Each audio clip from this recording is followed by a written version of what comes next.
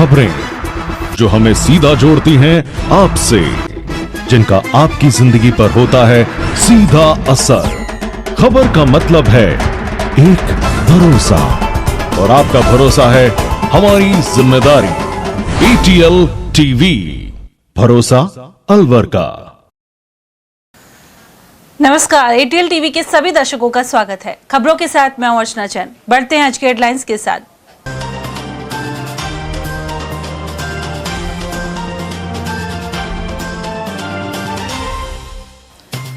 तेज रफ्तार ट्रक की टक्कर से युवती की गई जान और 2 हुए गंभीर घायल। कला कॉलेज के पास हुई दुर्घटना। स्कूल से लापता 3 बालकों को किया बरामद। घूमने के लिए NEB के विद्यालय से चंपत हुए थे बच्चे। जंतर मंतर पर छात्रों पर लाठीचार्ज के खिलाफ वामपंथियों ने किया प्रदर्शन। केंद्रीय शिक्षा मंत्री का मांगा इस्तीफा। और खेत पर आवारा पशु भगाने गई महिला ने जहरीले जीव के डंक से गंवाई जान। राजगढ़ के बुचपुरी में हुआ हादसा। और अब खबरों की चर्चा विस्तार से। दर्दनाक सड़क हादसे में एक युवती की मौत हो गई, जबकि उसके साथ स्कूटी पर सवार 2 युवक गंभीर रूप से घायल हो गए। हादसा आर्ट्स कॉलेज के सामने ट्रांसपोर्ट नगर पुलिया के पास हुआ, जहां एक तेज रफ्तार ट्रक ने स्कूटी को टक्कर मार दी। जानकारी के अनुसार भंडोरी निवासी दशरथ सिंह और उसका दोस्त प्रदीप अलवर में रहकर प्रतियोगी परीक्षाओं की तैयारी कर रहे हैं। वे 60 फीट रोड स्थित किराए के मकान में रहते हैं। प्रदीप की पहचान दशरथ की रिश्तेदार लक्ष्मी से हुई थी। गुरुवार शाम बारिश के बाद तीनों एक ही स्कूटी पर घूमने के लिए निकले थे और जेल चौराहे के पास स्थित पार्क की ओर जा रहे थे। इसी दौरान आर्ट्स कॉलेज के सामने ट्रांसपोर्ट नगर पुलिया से उतर रहे एक ट्रक ने उनकी स्कूटी को जोरदार टक्कर मारी। टक्कर इतनी भीषण थी कि लक्ष्मी स्कूटी से उछलकर सड़क पर गिर गई और उसकी मौके पर ही मौत हो गई। वहीं प्रदीप और दशरथ घायल हो गए। हादसे के तुरंत बाद पास स्थित खटीक छात्रावास के छात्र मौके पर पहुंचे। उन्होंने बिना देर किए तीनों को राजीव गांधी सामान्य चिकित्सालय पहुंचाया। अस्पताल में चिकित्सकों ने लक्ष्मी को मृत घोषित कर दिया, जबकि दोनों घायलों को ट्रॉमा वार्ड में भर्ती कर उपचार शुरू किया गया। बताया जा रहा है कि मृतका लक्ष्मी अलवर के कालकुआं क्षेत्र में रहती थी और मालाखेड़ा के एक निजी विद्यालय में कार्यरत थी। हादसे के बाद जैसे ही लक्ष्मी के परिजनों को घटना की सूचना मिली, वे बड़ी संख्या में अस्पताल पहुंचे।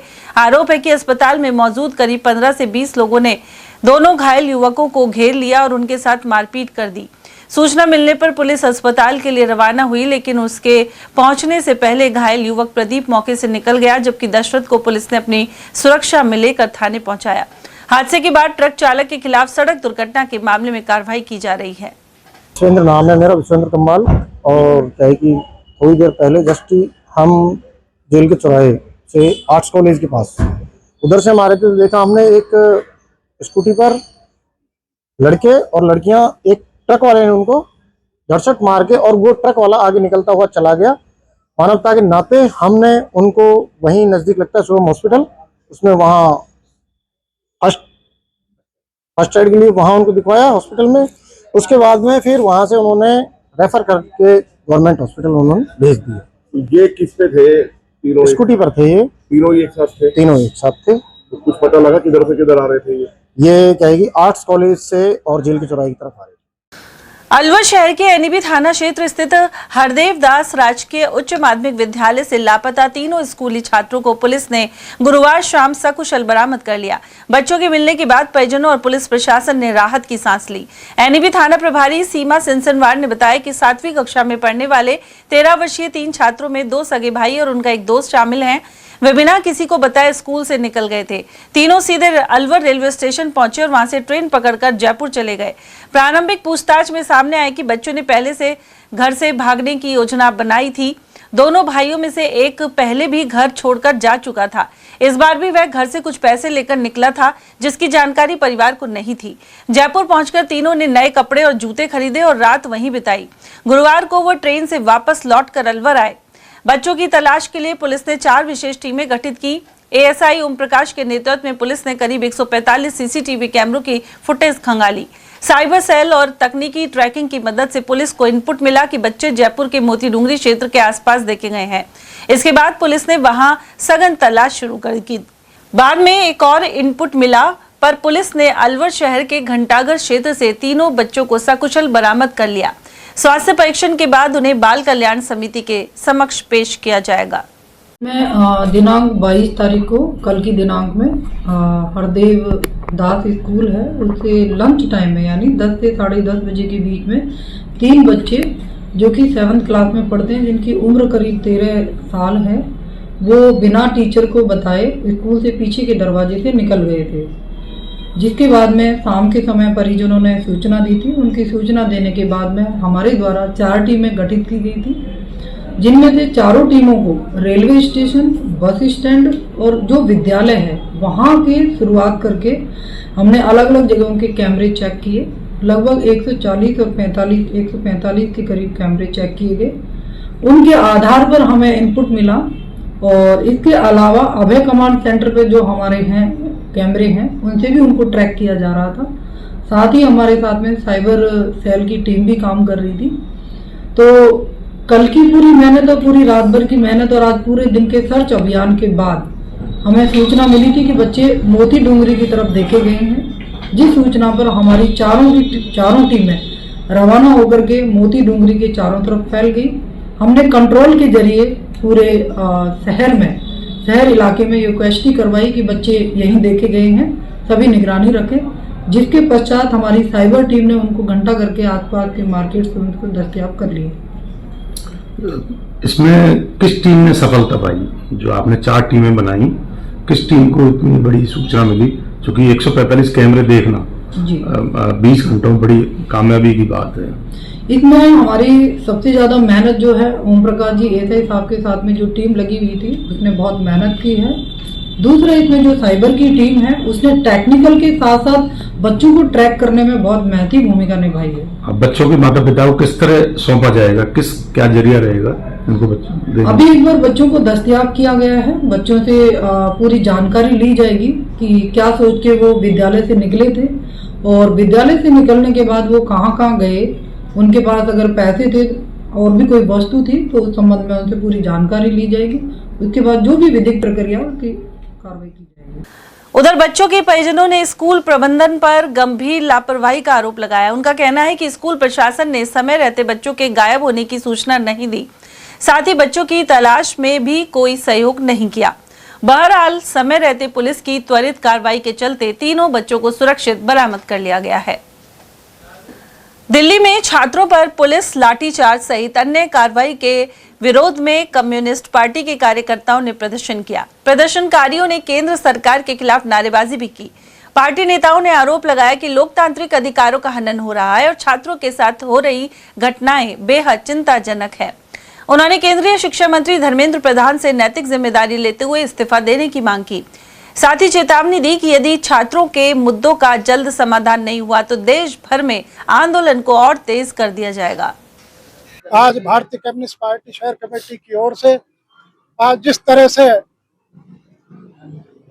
जो बच्चों के ऊपर बर्बरता से निहत्थे बच्चों पे बर्बरतापूर्वक जो लाठीचार्ज की है, अश्रु गैस छोड़ी है और रबड़ की गोलियां चलाई है, वो एक निंदनीय है।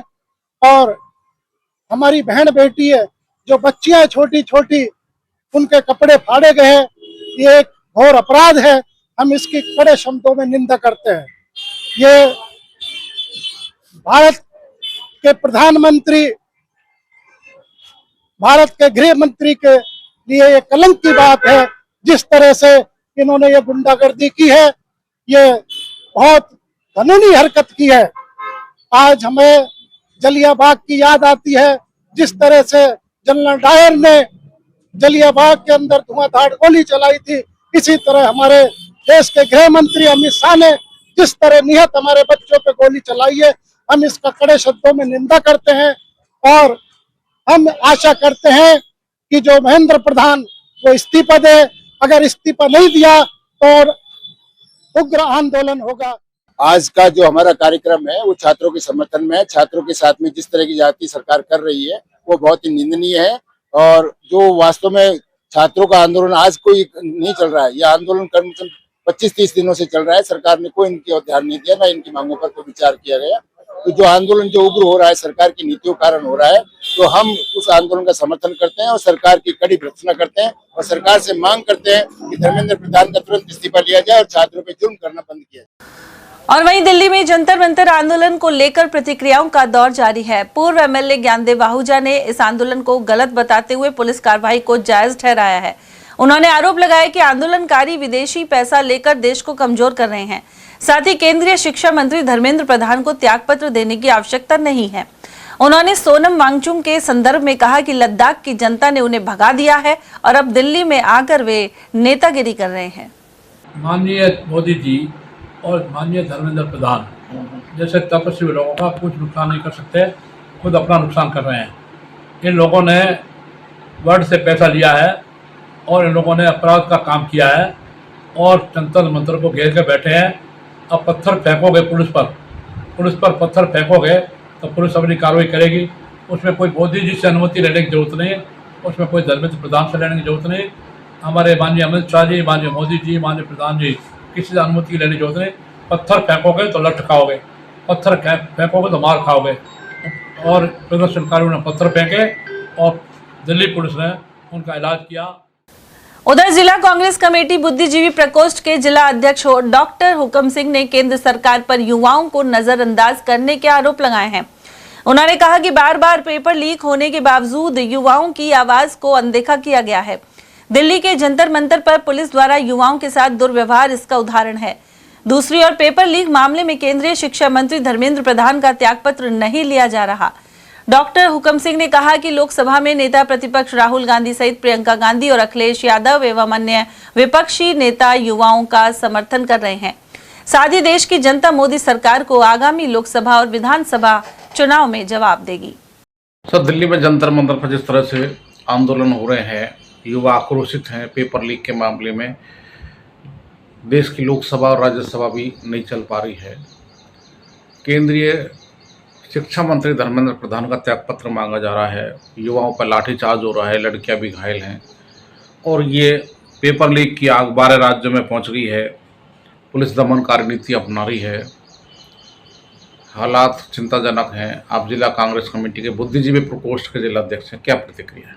आपकी बात बिल्कुल सही है। पूरे देश में आक्रोश है और जो युवा है देश का वो एकजुट है इस मुद्दे पर, क्योंकि जब से बीजेपी सरकार है, माननीय प्रधानमंत्री जी का नेतृत्व चल रहा है, 10 साल में 152 पर्चे लीक हुए। इससे ये साफ सिद्ध होता है कि शिक्षा मंत्रालय सही हाथों में नहीं है और आज तक जो 152 पर्चे लीक हुए उनमें से किसी भी दोषी को कोई सजा आज तक नहीं हुई। इसलिए युवाओं का आक्रोश उचित है और वो जो मांग कर रहे हैं वो बिल्कुल वाजिब मांग है। मैं उसका समर्थन करता हूँ, क्योंकि जो पूरा देश का युवा शक्ति दिल्ली में एकत्रित है और आक्रोश व्यक्त कर रही है। 12 स्टेट से प्लस में इस तरह के घमासान हो रहे हैं कि धर्मेंद्र साहब का इस्तीफा, तो मैं मानता हूं कि मोदी जी को या भारत सरकार को मंत्री जी, प्रधान जी से इस्तीफा ले लेना चाहिए और शिक्षा मंत्रालय को किसी योग्य व्यक्ति के हाथों में देना चाहिए ताकि दोबारा से इसकी पुनरावृत्ति न हो। तो जिस तरह से प्रधानमंत्री नरेंद्र मोदी धर्मेंद्र प्रधान का लगातार साथ दे रहे हैं और त्यागपत्र नहीं हो रहा है, उसके पीछे प्रधानमंत्री खड़े हुए हैं। प्रधानमंत्री जी निर्देशित करें तो त्यागपत्र हो सकता है, लेकिन प्रधानमंत्री जी नहीं चाहते कि त्यागपत्र दिया जाए। क्या कारण लगता है, सरकार को क्या दिक्कत है कि शिक्षा मंत्री के जब देश का युवा चाहता है त्यागपत्र होते ही देना नहीं चाहते? विनाश काले विपरीत बुद्धि।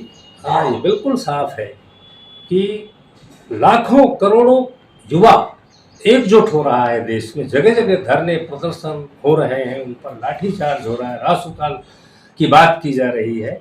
तो मैं समझता हूँ कि प्रधानमंत्री जी को देश हित में, राष्ट्र हित में और युवा शक्ति के हित में माननीय प्रधान जी से इस्तीफा ले लेना चाहिए ताकि देश में शांति कायम हो। न लेने का कारण हठधर्म था ही, मैं इसको कहूँगा सरकार की हठधर्मिता है कि देश के युवा वर्ग की उपेक्षा की जा रही है। जो भारत का भविष्य है, जो भारत का भविष्य लिखेंगे, उनके साथ इस तरह की बदसलूकी करना बिल्कुल ही गलत है, न्याय संगत नहीं है। इस्तीफा दे लेना चाहिए और नैतिकता के आधार पर भी जो मोदी जी नहीं मांगे तो भी वो माननीय प्रधान साहब को, जो देख नहीं रहे कि देश में क्या हो रहा है, उनको भी स्वतः ही नैतिक जिम्मेदारी लेते हुए अपना त्याग पत्र दे देना चाहिए और किसी योग्य व्यक्ति को ये मंत्रालय सौंपा जाना चाहिए। राजगढ़ थाना क्षेत्र के बुचपुरी गांव में खेत पर आवारा पशुओं को भगाने गई 50 वर्षीय महिला को जहरीले जीव के डंक मारने से मौत हो गई। जानकारी के अनुसार कमला देवी गुरुवार शाम खेतों में गई थी। इसी दौरान अचानक किसी जहरीले जीव ने उनके पैर में डंक मार दिया, जिससे उनकी तबीयत तेजी से बिगड़ने लगी। परिजन उन्हें तत्काल अस्पताल ले जाने के बजाय पहले झाड़ फूंक के लिए एक मंदिर ले गए। इस दौरान उपचार में हुई देरी के कारण महिला की हालत और गंभीर हो गई। बाद में उन्हें अलवर के राजीव गांधी सामान्य चिकित्सालय लाया गया, जहां रात करीब 10 बजे चिकित्सकों ने जांच के बाद महिला को मृत घोषित कर दिया। घटना के बाद गांव में शोक का माहौल है। चिकित्सकों ने ऐसे मामलों में अंधविश्वास से बचते हुए तुरंत अस्पताल पहुंचने की अपील की है। महिला का नाम कमला देवी, पत्नी शिवराम मीणा, गाँव भोजपुरी की रहने वाली। और कल ये अपने खेत में शाम को करीबन 7 बजे आवारा पशु जैसे गाय वगैरह तो बाजरे के खेत में उनको निकालने के लिए गई थी। तो घास फूस भी काफी ज्यादा है, तो उसमें कोई जहरीला कीड़े ने इनको काट लिया। और फिर इनको घर वालों को आवाज देके बुलाया तो मेरे को जहरीला कीड़ा काट गया। फिर इनको अलवर लेके आए, अलवर डॉक्टर साहब ने मृत घोषित कर दिया। कोई कीड़ा था, सांप था क्या? अब वो तो ऐसे को जहरीला कीड़ा ही था, ऐसे तो मालूम भी नहीं पड़ा, भग गया वो तो शायद सांप ही था, वो निशान सांप के ही। इलाज में देरी का कुछ कारण मालूम है क्या? हाँ जी, इलाज में देरी का कुछ कारण मालूम है? नहीं, इलाज में तो देरी ऐसी कोई बात नहीं है, फिर भी वहां से आने में टाइम तो लगता है ना, हॉस्पिटल में तो टाइम लगा, 1-1.5-2 घंटा तो लग ही गए। पति क्या करते हैं? जमींदारा कर रहे हैं, खेती का काम। पूर्व विधायक ज्ञानदेव आहूजा को गौ सम्मान आह्वान अभियान का जिला अध्यक्ष बनाया गया है। इसके लिए 11 सदस्यों वाली कमेटी भी बनाई गई है, जो गाय को राष्ट्रीय पशु घोषित करवाने की दिशा में काम करेगी। साथ ही गौ तस्करी रोकने की आवाज उठाई जाएगी। यह अभियान 27 जुलाई से 21 अगस्त तक पूरे राजस्थान में चलाया जाएगा। प्रेस वार्ता के दौरान ज्ञानदेव आहूजा ने अभियान का पोस्टर भी जारी किया। मीडिया कर्मियों से बातचीत में आहूजा ने यह भी बताया कि वे धर्म परिवर्तन के खिलाफ हैं। गत दिनों एक पादरी द्वारा अलवर में लोगों को गुमराह करके धर्म परिवर्तन की घटना भी सामने आई थी। वहीं इस मौके पर अन्य लोगों ने भी अपने विचार रखे। यह अभियान का मैंने मना करने के बाद भी सबका आग्रह था, वहाँ जितने लोग थे, कि मैं इसका जिलाध्यक्ष बनूं, क्योंकि जो संत आए थे गोपाल दास सरस्वती, वो पहले हमारे यहाँ ललावड़ी मल्लापुर अलवर में रामगढ़ में और एक कुटिया में थे। वो मेरे को जानते थे, इसलिए उन्होंने कहा आपको जिलाध्यक्ष बनना पड़ेगा। संतों का आदेश मानते हुए मैं इसका जिलाध्यक्ष बनाया गया हूँ। हालांकि मैं बनना नहीं चाहता। हमारे श्री वीर यादव डॉक्टर उस कमेटी में, श्री कृष्ण जी उस कमेटी में, राजेश जोशी उस कमेटी में, कुल 11 लोग हैं। कुछ लोग अभी आ रहे हैं, कुछ आएंगे। तो ये मुख्य प्रवक्ता मेरे के बाद, जिलाध्यक्ष के बाद श्री वीर यादव सह संयोजक रहेंगे, श्री कृष्ण जी सह संयोजक रहेंगे। श्री राजेश जी जोशी अपने मीडिया को, पत्रकारों को ये डील करेंगे। इस संबंध में जो मैं आपने सबने ले लिया, आपसे निवेदन करना चाहता हूँ, देश में सबसे पहला संपूर्ण भारत में गौहत्या बंद हो। एक, उसके बाद गौ माता को राष्ट्रमाता, गौ माता को राष्ट्रमाता का दर्जा दिया जाए और राष्ट्र राज्य का राष्ट्रीय सम्मान दिया जाए। उसके बाद गौ सेवा हेतु केंद्रीय गौ सेवा मंत्रालय बने और केंद्रीय कानून लागू। ये मैंने 3 मुख्य विषय रखे हैं। हमारे ज्ञानदेव आहूजा जी ने बताया, उस संदर्भ में ये गो आह्वान 5 चरणों में किया जाएगा और 5 चरणों के हिसाब से संगठनात्मक स्ट्रक्चर जो भाई साहब ने बताया उस तरीके से तहसील, मंडल और वार्ड स्तर तक पूरे ज़िले में सारी तहसीलों में जाएगा।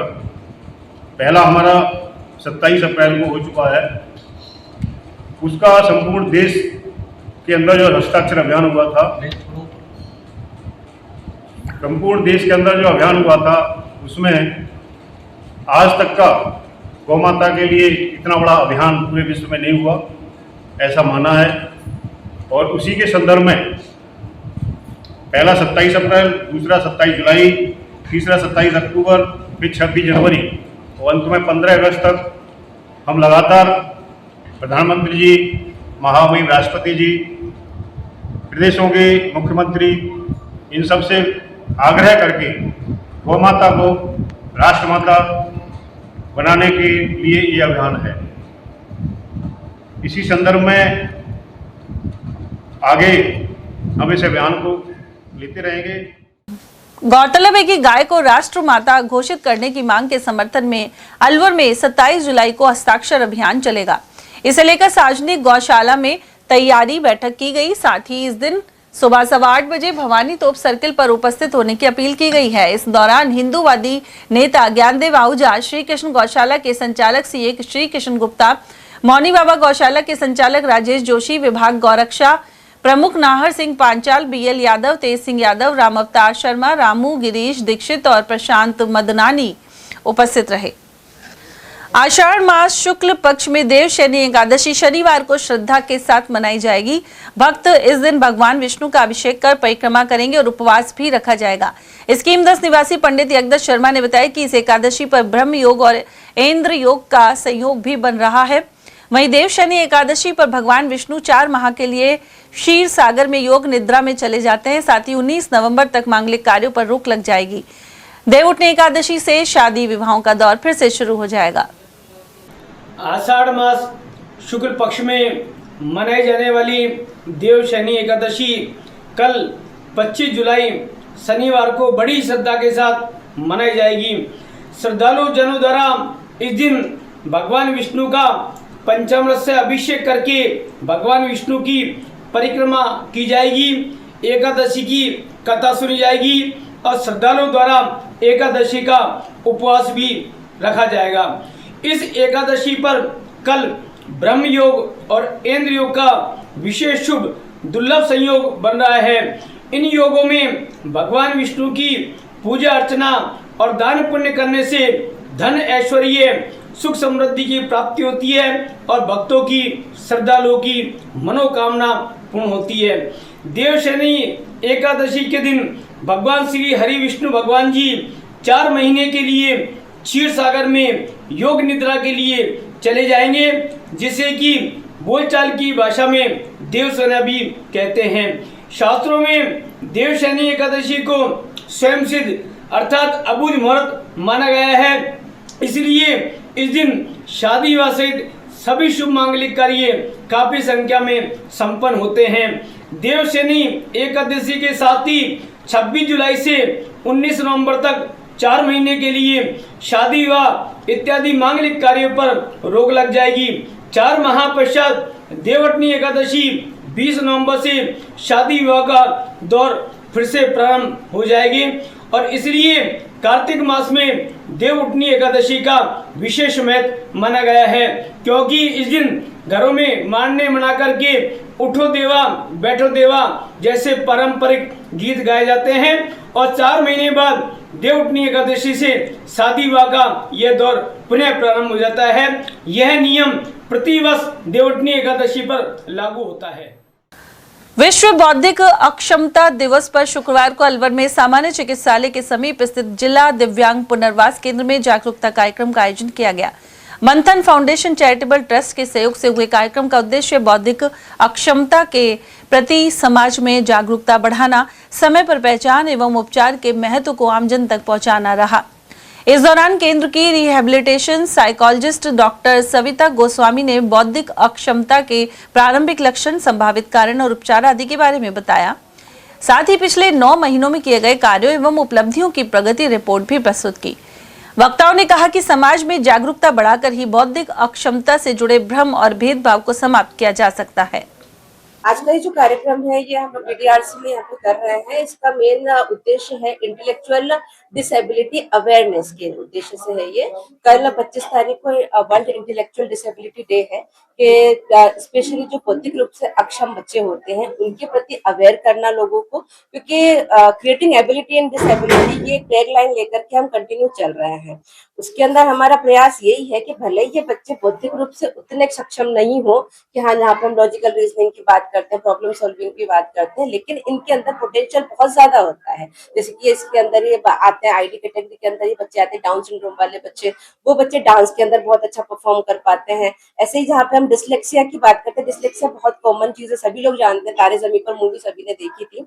तो उन बच्चों के अंदर भी कुछ न कुछ ऐसी अलग होती है, भले ही अगर वो मैथ नहीं कर पाता है लेकिन वो ड्राइंग बहुत अच्छी कर पाता है, जैसे ईशान के अंदर केस में देखा था। तो हमारा प्रयास यही है, आज का ये जो कार्यक्रम भी किया है यहाँ पे पेरेंट्स को हम लोगों ने इसके लिए अवेयर किया है कि हर बच्चे के अंदर एक एबिलिटी है, उस एबिलिटी को पहचानना है, हमें उसके ऊपर वर्क करना है और डेफिनेटली बच्चा जरूर सक्सेसफुल होगा। अमर शहीद क्रांतिकारी चंद्रशेखर आजाद की 120वीं जयंती के अवसर पर गुरुवार शाम अलवर के नेहरू पार्क स्थित उनकी प्रतिमा पर श्रद्धांजलि अर्पित की गई। मीरा धाम ट्रस्ट द्वारा आयोजित कार्यक्रम में देशभक्ति गीत, कविताएं एवं प्रेरक उद्बोधनों का दौर चला। इनके माध्यम से नई पीढ़ी को राष्ट्र प्रेम और स्वतंत्रता सेनानियों के बलिदान से अवगत करवाया गया। कार्यक्रम का शुभारंभ चंद्रशेखर आजाद की प्रतिमा पर पुष्पांजलि अर्पित कर किया गया। मुख्य वक्ता मोहन पूजावाले ने उनके त्याग, साहस और बलिदान पर प्रकाश डालते हुए युवाओं से राष्ट्र निर्माण में सक्रिय भूमिका निभाने का आह्वान किया। कार्यक्रम की अध्यक्षता करते हुए राज गुप्ता ने कविता के माध्यम से विद्यार्थियों को राष्ट्र प्रेम, संस्कार और कर्तव्य निष्ठा का संदेश दिया। वहीं ओम आर्य जीनियस एकेडमी के छात्र छात्राओं ने देशभक्ति गीतों की प्रभावशाली प्रस्तुतियां दी। आज हमारे नरनाहर चंद्रशेखर आजाद की आज जन्मदिन है, जन्म उत्सव है, और इस खूबसूरत कार्यक्रम को मीरा धाम के चेयरमैन आदरणीय हमारी राज गुप्ता साहब ने सेलिब्रेट किया। उन्होंने हमें प्रेरणा दी और वो हमेशा क्रांतिकारी लोगों से हमें प्रेरणा देती रहती है और हम उससे प्रेरणा लेते रहते हैं, जिससे हमारा जीवन के अंदर एक उत्साहवर्धन रहता है। और सबसे बड़ी बात यह है कि इस गर्मी के मौसम के अंदर इतने लोगों ने आकर करके, छोटे मासूम बच्चों ने आकर करके जो चंद्रशेखर को जो प्रणाम किया है, जो उत्सव में हाजिर हुए हैं, वो धन्यवाद के पात्र हैं। उधर इस अवसर पर एडवोकेट मानक चंद गुप्ता, मूर्ध्वज चौधरी, कृष्ण कुमार खंडेलवाल, महेंद्र गोयल, रूबी वर्मा, यश शर्मा, अनिल नागर और विद्यालय प्रभारी महेंद्र बैरवा आदि मौजूद रहे। अलवर में गायत्री शक्तिपीठ में शुक्रवार को नवीनीकरण के बाद पंडित श्री राम शर्मा आचार्य वाचनालय का लोकार्पण हुआ। मुख्य अतिथि के रूप में जिला पुलिस अधीक्षक सुधीर चौधरी ने वाचनालय का शुभारंभ किया। मुख्य प्रबंधक ट्रस्टी डॉक्टर सरोज गुप्ता ने बताया कि अखिल विश्व गायत्री परिवार के संस्थापक पंडित श्री राम शर्मा आचार्य के विचार क्रांति अभियान को आगे बढ़ाया जा रहा है। इसी उद्देश्य से इस वाचनालय का आधुनिक स्वरूप में नवीनीकरण किया गया है। यहाँ 3200 से पुस्तकों का वैज्ञानिक कोड प्रणाली के अनुसार व्यवस्थित किया गया है। उन्होंने युवाओं से अधिक पुस्तकें पढ़ने और अपने व्यक्तित्व के विकास में साहित्य का उपयोग करने का आह्वान किया। उधर इस अवसर पर पंडित मुरारी लाल शर्मा, मुकेश गुप्ता, ममता गुप्ता, रजनी शर्मा और जितेंद्र यादव आदि उपस्थित रहे। हमारे पंडित श्री राम शर्मा आचार्य पुस्तकालय का आज लोकार्पण है और इसमें हमने श्री सुधीर चौधरी जी को बुलाया था इसके लिए, इनॉग्रेशन के लिए। हमारे गुरुदेव ने विपुल साहित्य लिखा है, करीब 3200 किताबें उन्होंने पूरे जीवन में अपनी लिखी है और उसमें उन्होंने कोई टॉपिक ऐसा नहीं है जिसको छोड़ा हो, चाहे वो व्यक्ति निर्माण से हो, चाहे समाज निर्माण से हो, चाहे धर्मों का हो, जैसे इतनी चीजों का उन्होंने भाष्य किया, जैसे वेदों का भाष्य किया, पुराण का भाष्य किया और उपनिषदों का भाष्य किया, प्रज्ञा पुराण कथा ही लिखी उन्होंने। इतना विपुल साहित्य जो आप यहाँ देख रहे हैं पूरी अलवराज में लगा हुआ है, इसको हमने क्रमबद्ध करके उनके कोड नंबर से लिखा है ताकि किसको जो भी आप चाहिए आप 2 मिनट में निकाल के उनको दे सकते। और अभी फिलहाल ये लाइब्रेरी में जितने भी आप रैक्स देख रहे हैं, ये अभी इनका नया निर्माण किया गया और सारी किताबों को इसमें सेट किया हुआ। पहले हाँ उसमें ले सकते हैं आप और यहाँ बैठ के भी पढ़ सकते हैं क्योंकि पुस्तकालय वाचनालय दोनों है इसमें, वो दोनों चीजें आपको यहाँ अवेलेबल है। यहाँ से कुछ खरीदना चाहते हैं तो खरीद भी सकते हैं। इस तरह के सामान सारा के सारे यहाँ अवेलेबल, जो चीज कोई भी पर्सन, जैसे हमें सुविधाएं है या भवन सामग्री है या गौ में कुंड है या नैनो यज्ञ है, वो सारी की सारी चीजें यहाँ अवेलेबल है हमारे। कोई भी व्यक्ति, कोई भी उससे हो पूरे मतलब अलवर से कोई भी अगर आए यहाँ खरीदना चाहे उसके वो स्वागत करते हैं। वहीं गायत्री परिवार की ओर से गुरुवार को महात्मा गांधी राजकीय वरिष्ठ माध्यमिक विद्यालय प्रीत विहार में कन्या कौशल शिविर आयोजित हुआ।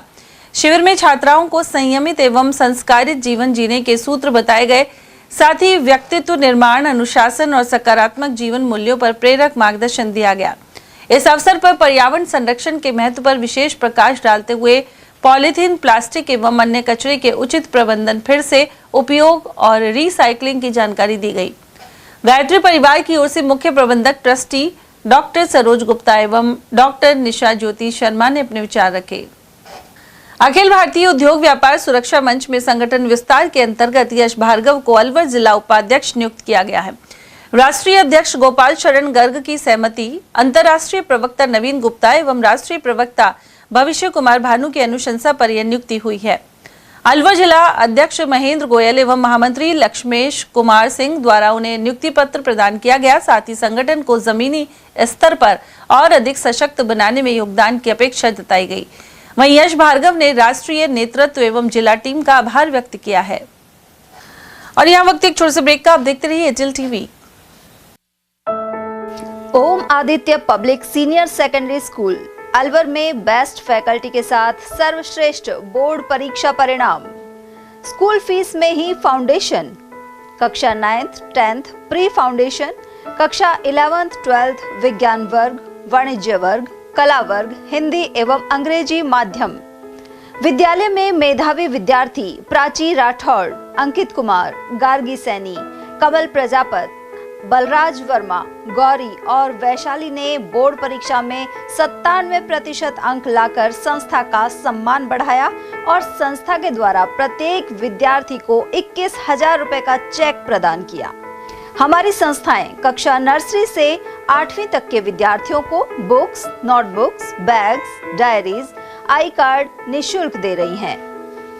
कक्षा 9वीं से 12वीं तक के विद्यार्थियों को bag, dress, jacket, I card निःशुल्क दे रही हैं। हमारी संस्थाएं Om Aditya public senior secondary school, Lajpat Nagar, Ambedkar circle के पास, Alwar. Delhi academy senior secondary school, 84 Subhash Nagar, NEB Agrasen circle के पास, अलवर। आदित्य एकेडमी तिजारा फाटक पुल के पास, Alwar. Contact number 9829107651 and 9116913576। Aditya की परंपरा, सेवा, संस्कार और समर्पण। फर्नीचर का 32 साल पुराना जाना माना नाम राहुल डेकोर। यहाँ आपकी लाडली बिटिया के लिए अथवा अपने घर के लिए सभी प्रकार का सागवान का फर्नीचर उपलब्ध है।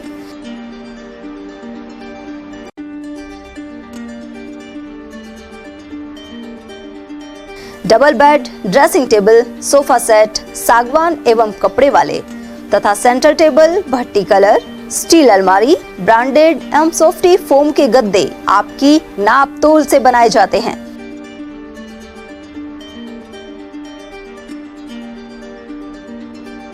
सभी सामान एक ही छत के नीचे उपलब्ध। हमारा पता है अलवर बोर्ड, जसवंत तिराहे से पहले, Kati Ghati, Alwar.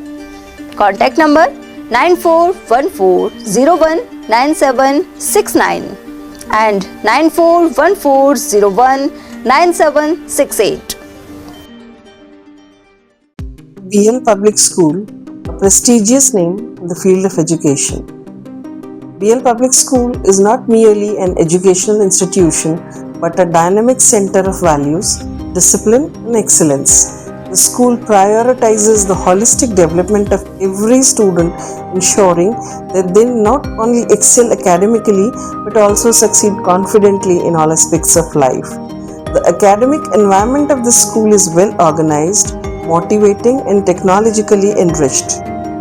Education is delivered through a balanced integration of modern resources and moral values. Smart classes and modern teaching methodologies, well-equipped computer lab, rich and peaceful library, practical learning in science and mathematics, sports and physical training, music, art, dance and cultural activities. Experienced, trained and dedicated teachers provide personal guidance to students that helps nurture talent and encourage students to become confident and self-reliant individuals. 100% board examination results are attained every year. Several students score 100% marks in subjects which are considered tough like mathematics and science, bringing pride to the institution. The school's alumni are now serving in prestigious positions across various fields, reflecting the quality education imparted by the institution. Although affiliated to RBSE, the academic guidance and standards of the school are maintained at par with CBSE education. Education here is not limited to textbooks. Special emphasis is placed on life skills, moral education, self-reliance, and personality development. Self-praise is no recommendation. Kindly come, visit us and see yourself. Our addresses.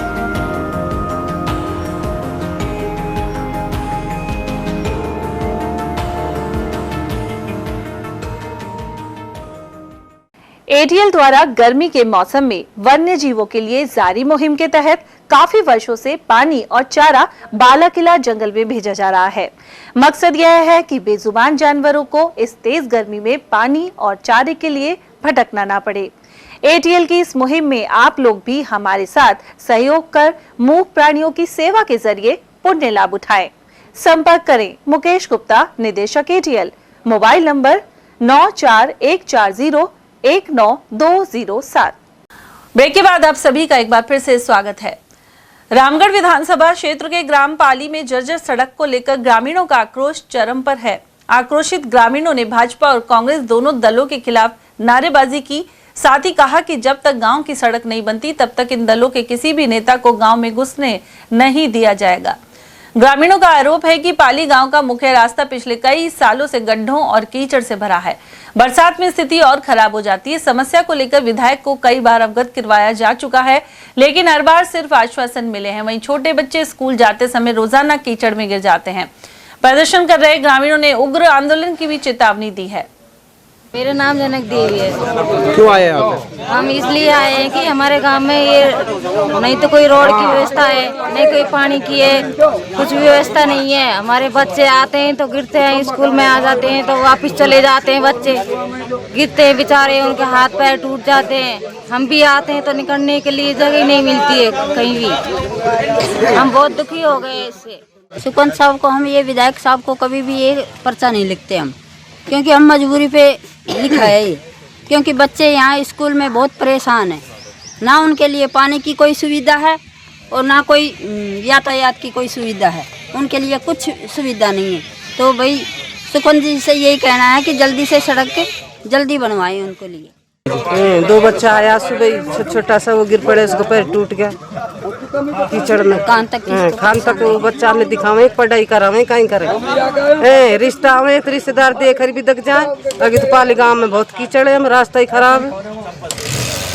ये समस्याएं आपकी हैं? हाँ, ये समस्या तो सरकार से क्या होगा? हाँ, ये सुखबंत जी से यही कहना है कि रोड की व्यवस्था करें। हम ये रोड का इतना दुखी है, जो नहीं निकल जाए, नहीं गिर पड़े तो पांचों भी टूट गई है जो आदमी की। तो यही गांव में और बहुत परेशान है। सुकूनत है ने जी यानी हम तबाह कर दिया।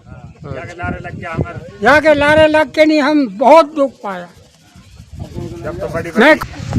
मैं कांग्रेस ने साथ दियो, 70 साल राज कर लियो तो भी हमको कोई साथ नहीं दियो कांग्रेस ने। अलवर के तुलसीवाला गांव में हाल ही में बाघ आने की घटना हुई थी, जिसका रेस्क्यू किया गया था।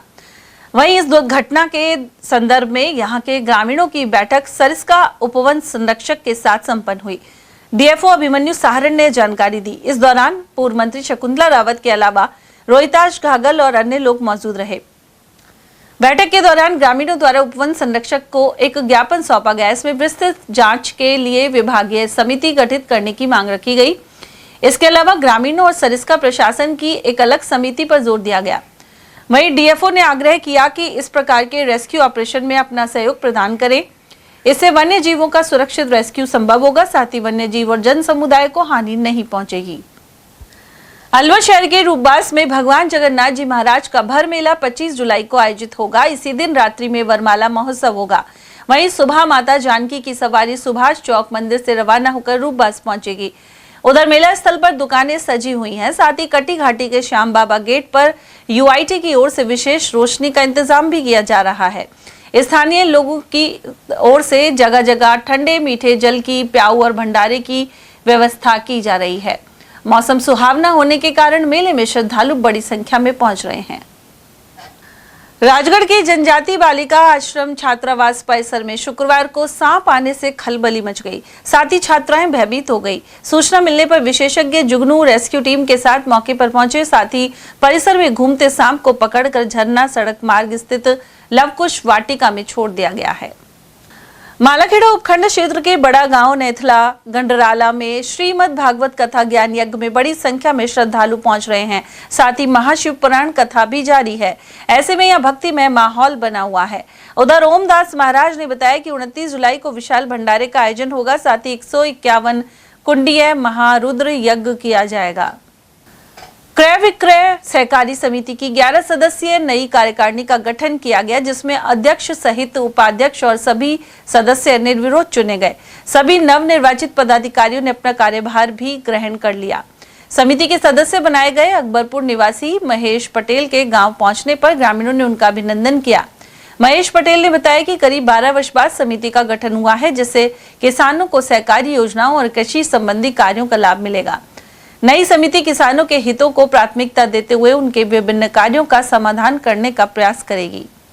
अलवर क्रय विक्रय सहकारी समिति के करीब 12 सालों के बाद संचालक मंडल के चुनाव निर्विरोध संपन्न हुए, जिनमें माननीय संजय नरूका जी को अध्यक्ष और लक्ष्मी नारायण सैनी जी को उपाध्यक्ष, बाकी 9 लोग इसमें संचालक मंडल के सदस्य निर्वाचित हुए।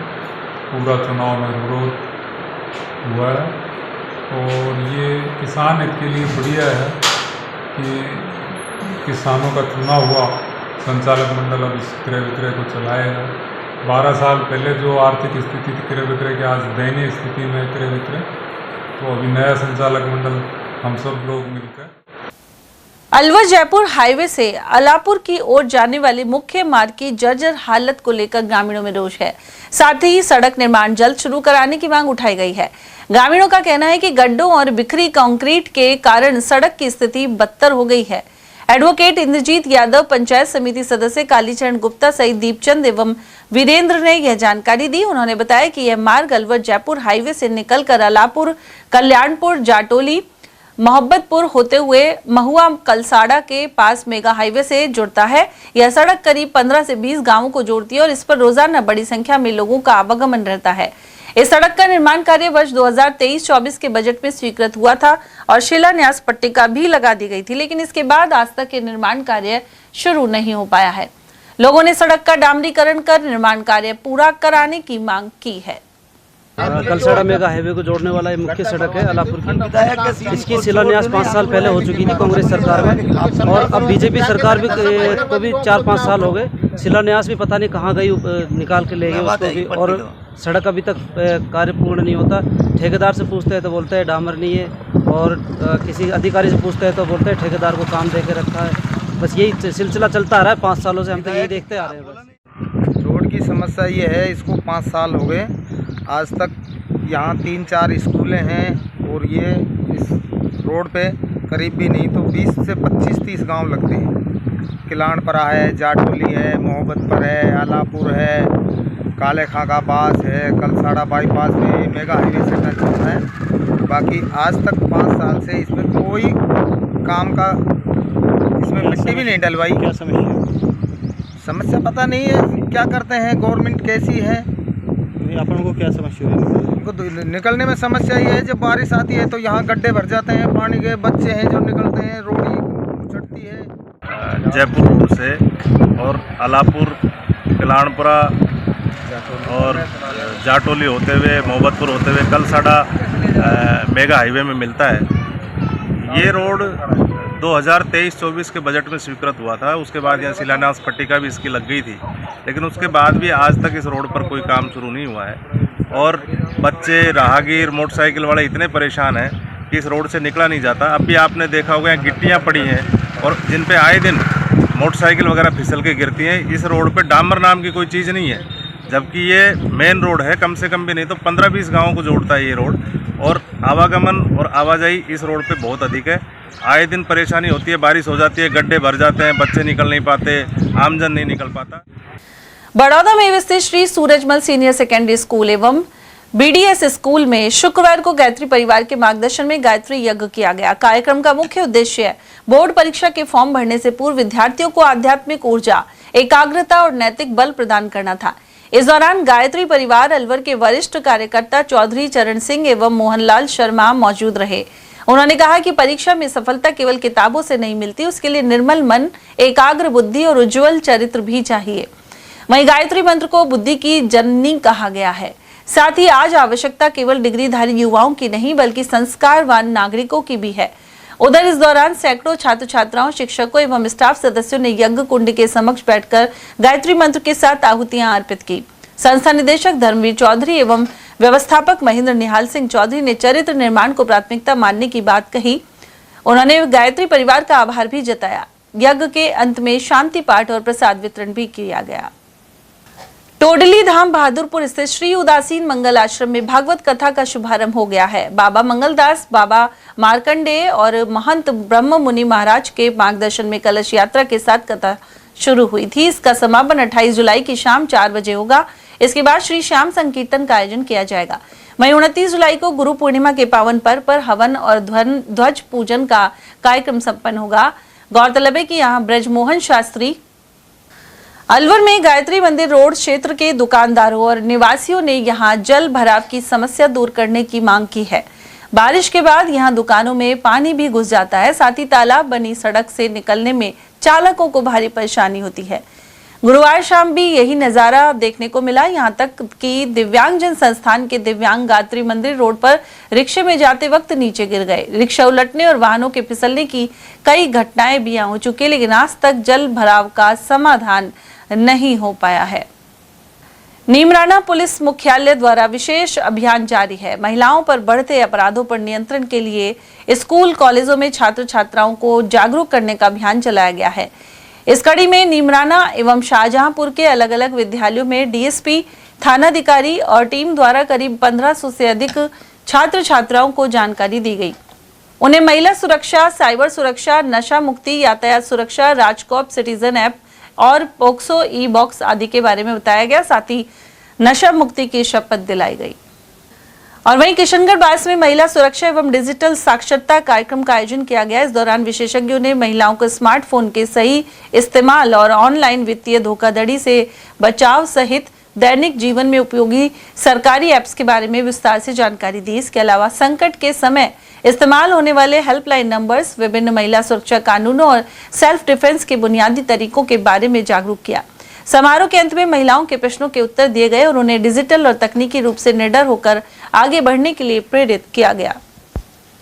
खैरतल में जिला पुरुषार्थी समिति की ओर से प्रतिभाओं का सम्मान किया गया। इस दौरान चिकित्सा, शिक्षा और सामाजिक क्षेत्र में अपना महत्वपूर्ण योगदान देने वाली व्यक्तियों सहित प्रतिभाशाली विद्यार्थियों का सम्मान हुआ।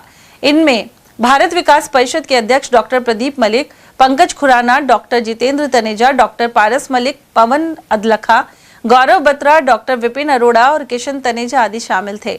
इस दौरान पूर्व सभापति अशोक डाटा, मनीष शर्मा, पुरुषार्थी समिति के संरक्षक भीम कालरा, उपाध्यक्ष हरीश भाटिया, महेंद्र पाल और जिला पंजाबी समाज समिति के अध्यक्ष कपिल शर्मा आदि उपस्थित रहे।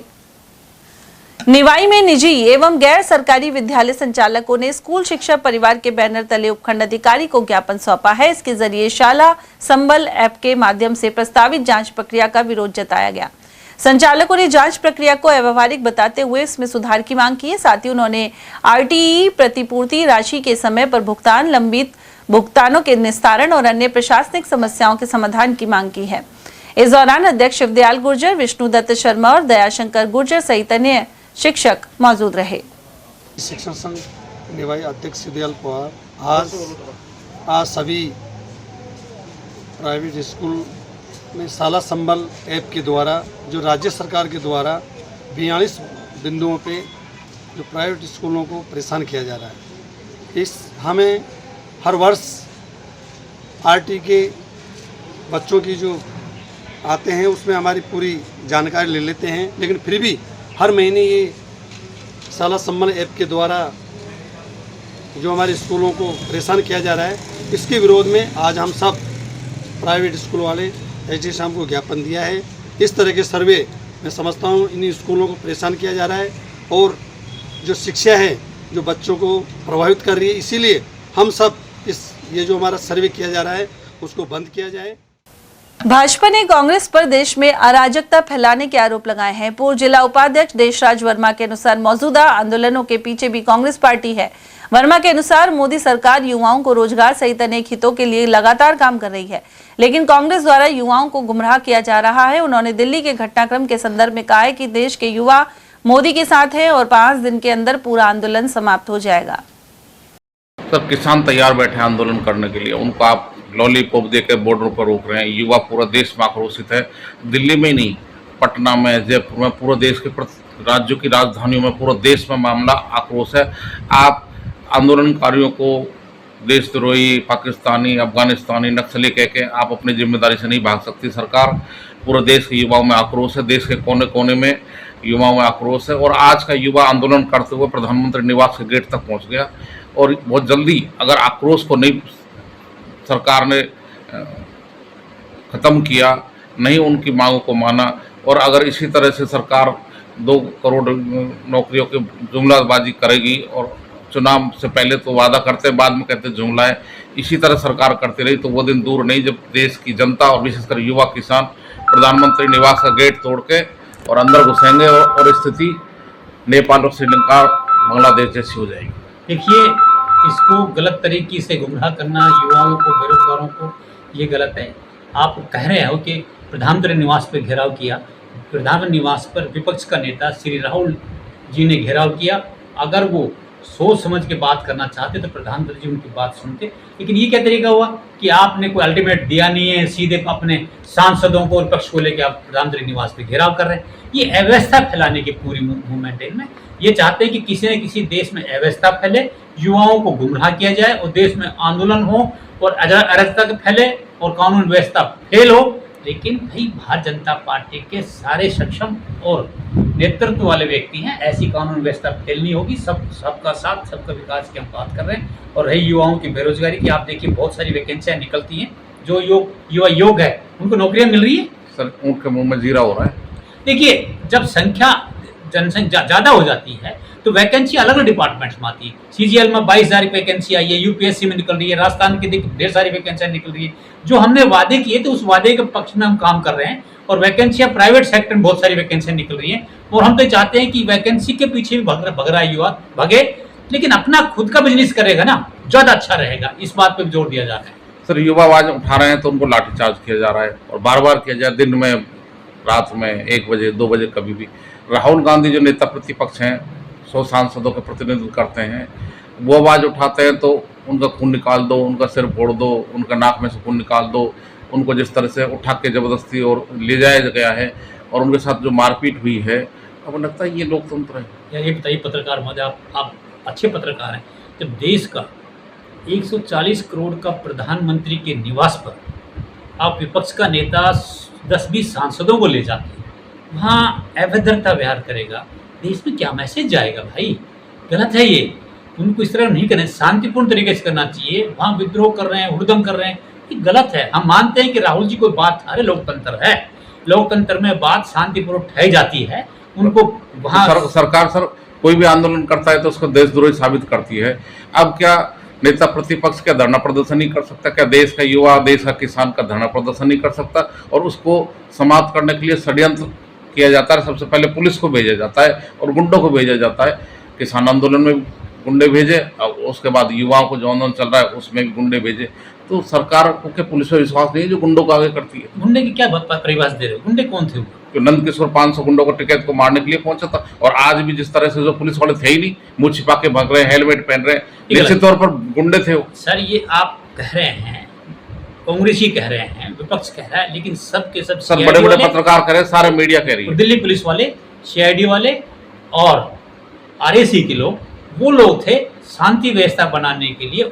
देखिए मैं फिर कह रहा हूँ, शांति व्यवस्था बनाने के लिए उन्होंने देश को सुरक्षा को बनाने के लिए अपना योगदान दिया, लेकिन बच्चों को मारने में उन्होंने भी पीछे हटे। प्रदेश कांग्रेस कमेटी के महासचिव अशोक कुमार सैनी ने देसूला पंचायत में फर्जी पट्टे जारी होने के आरोप को लेकर निष्पक्ष जांच पर जोर दिया है। उन्होंने कहा कि इस प्रकरण में सरपंच और ग्राम विकास अधिकारी अपने हस्ताक्षर होने से मना कर रहे हैं। ऐसे में उनके हस्ताक्षरों के नमूने लिए जाने चाहिए और वैज्ञानिक जांच के बाद ही निर्णय होना चाहिए। कांग्रेस महासचिव के अनुसार कोई भी व्यक्ति बाजार में जाकर ग्राम पंचायत की मोहर बनवा सकता है और फर्जी साइन भी कर सकता है। इसलिए इस प्रकरण में तीसरे व्यक्ति के शामिल होने की गुंजाइश के चलते CID जांच भी जरूरी है। मैं आपके चैनल के माध्यम से बताना चाहूँगा कि इस तरह के मुद्दे चाहे कोई भी दोषी पाया जाए या नहीं पाया जाए, एक तरफा फैसला प्रशासन को नहीं करना चाहिए। जिस तरह से पट्टा प्रकरण में 50 पट्टे करीबन पकड़े गए और करीब सुनने में आ रहा है कि करीब 200 पट्टों का फर्जी तरह से दिए गए, जिनमें सरपंच के, सेक्रेटरी के, इनके नकली साइन हुए। जो सरपंच के बयान हो रहे हैं या ग्राम पंचायत सचिव के हो रहे हैं, उप सरपंच के, ये जो वहाँ बयानबाजी कर रहे हैं वो कह रहे हैं कि इन पे पट्टों पे हमारे साइन नहीं है। जो सरपंच एक दलित महिला बुजुर्ग है, वो पढ़ी लिखी भी ज़्यादा नहीं है, वो साफ कह रहे हैं कि मेरे खिलाफ का षड्यंत्र रचा जा रहा है, मैं अकेली दलित महिला यहाँ सरपंच हूँ, उसके खिलाफ षड्यंत्र रचा रहा है, उसको फंसाया जा रहा है, उसको जबरदस्ती वहाँ से हटाया जा रहा है। तो और प्रशासन के हैं ये लोकल जो भी वहाँ उसके खिलाफ षड्यंत्र रच रहे हैं, उनके खिलाफ कार्रवाई की जाए। मामला बहुत बड़ा है, 200 पट्टों का है, 100 करोड़ से ऊपर का मामला है। मेरा तो राज्य सरकार से निवेदन है कि प्रशासन के खिलाफ जो भी अधिकारी पकड़ा है, इनके खिलाफ कार्रवाई जाए और इस को CBI को सौंपा जाए जांच। जो असली दोषी जो भी पाए जाए, चाहे राजनीति से जुड़े हुए हों, चाहे प्रशासन जुड़े हुए, चाहे ग्राम से जुड़े हुए, कोई भी आदमी हो, जो भी इस फर्जी पट्टाकरण में आते हैं, फर्जी साइन कर करके पट्टा दे रहे हैं, उनके खिलाफ कानूनी कार्रवाई की जाए, उनको सख्त से सख्त सजा दिलाई जाए। सर, आपको नहीं लगता कि जब सरपंच सेक्रेटरी करें हमारे साइन नकली हैं, हस्ताक्षर फर्जी हैं, हमारी मोहर नहीं है या मोहर बाजार से बनवाई जा सकती है, आजकल 20 रुपये में मोहर बनती है, तो फिर प्रशासन क्या करने की एक तरफा कार्रवाई कर रहा है और उनके साइनों की वेरीफाई जांच नहीं करवा रहा है, यानी कि उनकी जांच की जो FIL से होती है, फॉरेंसिक जांच होती है, वो नहीं करवा रहे। अब लगता है कहीं प्रशासन दबाव में काम कर रहा है। बिल्कुल, इसमें कोई शक नहीं, प्रशासन इसमें मिला हुआ है। तो मेरा तो अलवर में जिला कलेक्टर महोदय से, जिला परिषद CO से इनसे निवेदन है कि इस प्रकरण की हमें इस तरह पे भी जांच की जाए। और जो बोल रहे हैं, सरपंच बोल रहे हैं, ग्राम सेक्रेटरी बोल रहा है कि हमारे सिग्नेचर नहीं है, तो उनके जो कह रहे हैं उनकी बात पर विश्वास करके और जांच करवाई जाए। फर्जी आज मार्केट में कोई भी 10-20 रुपये में मोहर बनवा ले, कोई भी फर्जी साइन कर सकता है, लेकिन वो बता रहे हैं कि हमने नहीं किया, ऐसा प्रकरण हम दोषी नहीं है, तो उनकी सुनी जाए और दोषियों के खिलाफ कार्रवाई की जाए। प्रशासन को एक तरफा फैसला नहीं करना चाहिए, एक तरफ करके एक दलित महिला बुजुर्ग के साथ अन्याय नहीं करना चाहिए। इसके लिए अगर करते हैं तो ये हम इसकी निंदा करते हैं और प्रशासन को सही तरीके से इसकी जांच करनी चाहिए। अपने स्तर पर नहीं कर पाए तो CBI को जांच को सौंपनी चाहिए कि मामला 100 करोड़ से ऊपर का है, इसलिए इस काम को राज्य सरकार से निवेदन है कि वो CBI को सौंपे। श्री देवनारायण मंदिर ट्रस्ट जोधपुरिया में कार्यकारिणी का शपथ ग्रहण समारोह आयोजित किया गया। इस दौरान मालासेरी डूंगरी के पुजारी हेमराज पोसवाल ने नवगठित विस्तारित कार्यकारिणी के पदाधिकारियों एवं सदस्यों को शपथ दिलाई। वहीं अध्यक्ष नरेश गुर्जर ने ट्रस्ट द्वारा अब तक किए गए कार्यों का लेखा जोखा प्रस्तुत किया। साथ ही उन्होंने मंदिर परिसर के विकास एवं श्रद्धालुओं की सुविधाओं के लिए प्रस्तावित नए कार्यों की जानकारी देते हुए सभी से सहयोग की अपील की। कार्यक्रम के दौरान कोषाध्यक्ष जगदीश बोकन, महामंत्री रतनदीप गुर्जर, रामधन गुर्जर, महेंद्र कसाना, हाकिम बैसला, भुनाराम गुर्जर, नंदलाल लांगड़ी और हंसराज कसाना आदि का सम्मान भी किया गया। प्रदेश के चिकित्सा मंत्री गजेंद्र सिंह खीवसर शुक्रवार को अचानक कोटपुतली पहुंचे। उन्होंने राजकीय जिला BDM अस्पताल का निरीक्षण कर स्वास्थ्य सेवाओं का जायजा लिया। इस दौरान उनके साथ कोटपुतली विधायक हंसराज पटेल और जिला कलेक्टर अपर्णा गुप्ता भी मौजूद रहीं। चिकित्सा मंत्री ने अस्पताल के विभिन्न वार्डों का निरीक्षण किया और प्रशासन एवं चिकित्सा विभाग के अधिकारियों के साथ बैठक कर व्यवस्थाओं की समीक्षा की। साथ ही अस्पताल में साफ सफाई, मरीजों को मिल रही सुविधाओं और उपचार व्यवस्था का फीडबैक लिया। उन्होंने अधिकारियों को मरीजों को बेहतर उपचार उपलब्ध कराने और किसी भी प्रकार की लापरवाही नहीं बरतने का निर्देश भी दिए हैं। मेरा 2 चीज़ों का फोकस है। नंबर 1 क्या है कि चाहे सब सेंटर है, चाहे पीएचसी है, सीएचसी है, एसटीएच है, डीएच है, चाहे मेडिकल कॉलेज है। इम्पोर्टेंट चीज़ ये है कि डॉक्टर्स की कमी नहीं होनी चाहिए। इसके अंदर क्या है कि रैशनलाइजेशन करना पड़ेगा हमें, जहाँ ज़्यादा है वहाँ से निकालने पड़ेंगे और जहाँ कम है वहाँ देने पड़ेंगे। और अगर सरकार को यूटीबी पे या जो स्टाफ लेते हैं या फिर अपने पद बढ़ाने वो लेंगे, क्योंकि उपचार जब भी हो सकता है जब आपके पर्याप्त डॉक्टर्स हैं। मैंने यहाँ पर भी और शाहपुरा में दोनों कवर किया। एक चीज़ से तो मैं बहुत संतुष्ट हूँ कि आपका जो बाई एंड लार्ज डॉक्टर्स की और नर्सिंग स्टाफ की कमी नहीं है। इसका एक मेजर कारण ये है कि आपका जो एरिया जो है ये एनसीआर एरिया, दिल्ली जयपुर के बीच में ये हाई डिमांड एरिया है, तो यहाँ पर लोग तो पहले से भी हैं और लोग आना भी चाहते हैं, तो आपका स्टाफिंग पैटर्न इज गुड। दूसरी चीज़ जो है, मैं यही इनसे अभी जो राउंड कर रहे हैं, हम नहीं चाहते हैं कि कोई भी लेवल का जो हॉस्पिटल है उसके अंदर जो अलॉटेड इक्विपमेंट है उसकी कमी होनी चाहिए, ये नहीं होना चाहिए। सोनोलॉजिस्ट है और सोनोग्राफी की मशीन नहीं है, या सोनोग्राफी की मशीन है सोनोलॉजिस्ट नहीं है, ये जो है ये इशू, इसको भी सॉर्ट आउट करके इक्विपमेंट वेल इक्विप्ड होने चाहिए। तो अभी जब हम राउंड करेंगे तो इनका कोई भी इक्विपमेंट के अंदर इनका कोई प्रॉब्लम होगा, इनको कुछ स्पेशलिस्ट भी डॉक्टर्स चाहिए थे, हमने नोट कर लिया, हम जल्दी देंगे। तो एक तो क्या है पर्याप्त स्टाफ और नंबर 2 है पर्याप्त इक्विपमेंट। ये दोनों अगर इनका संगम हो जाए तो हमारे हॉस्पिटल्स जो है बहुत अच्छे चलेंगे। जिला कलेक्टर डॉक्टर आतिका शुक्ला की अध्यक्षता में मिनी सचिवालय सभाकक्ष में जल एवं स्वच्छता समिति की समीक्षा बैठक आयोजित हुई। बैठक में उन्होंने जन स्वास्थ्य एवं अभियांत्रिकी विभाग के अधिकारियों को आवश्यक दिशा निर्देश दिए। साथ ही हिदायत दी कि जिले में शेष 19,774 घरेलू पेयजल कनेक्शनों को 30 सितंबर तक कराना सुनिश्चित करें। लक्ष्य को गुणवत्तापूर्ण रूप से समय सीमा से पहले अर्जित करने पर संबंधित अधिकारियों को सम्मानित भी किया जाएगा। वहीं कार्य में लापरवाही बरतने वाले अधिकारियों के विरुद्ध अनुशासनात्मक कार्रवाई की जाएगी। इस दौरान अधीक्षण अभियंता ने बताया कि 2 वर्ष पूर्व जुलाई 2024 में अलवर शहर में प्रतिदिन 31 MLD पेयजल की ही आपूर्ति हो पा रही थी, लेकिन अब रोजाना 54 MLD पेयजल की आपूर्ति अलवर शहर में की जा रही है। साथ ही अक्टूबर माह तक 10 MLD पानी की वृद्धि और हो जाएगी। बैठक में जिला परिषद के मुख्य कार्यकारी अधिकारी सालू के गौरव रविंद्र, जलदाय विभाग के अधीक्षण अभियंता रमेश चंदसैनी और विनय अग्रवाल सहित अधिशासी अभियंता एवं जयपुर डिस्कॉम के अधीक्षण अभियंता JP बैरवा आदि मौजूद रहे। और चलते चलते एक बार फिर से नजर आज के हेडलाइंस पर।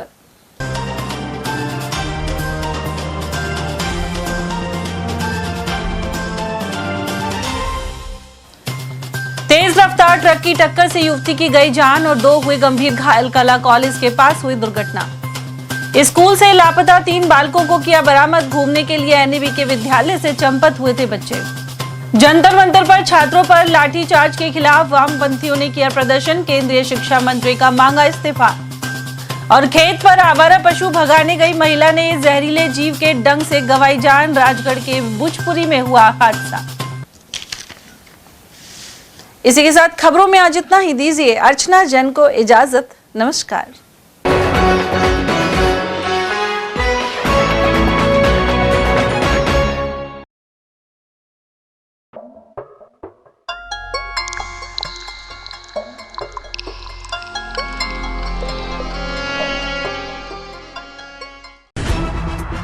खबरें जो हमें सीधा जोड़ती हैं आपसे, जिनका आपकी जिंदगी पर होता है सीधा असर। खबर का मतलब है एक भरोसा, और आपका भरोसा है हमारी जिम्मेदारी। ATL TV, भरोसा अलवर का।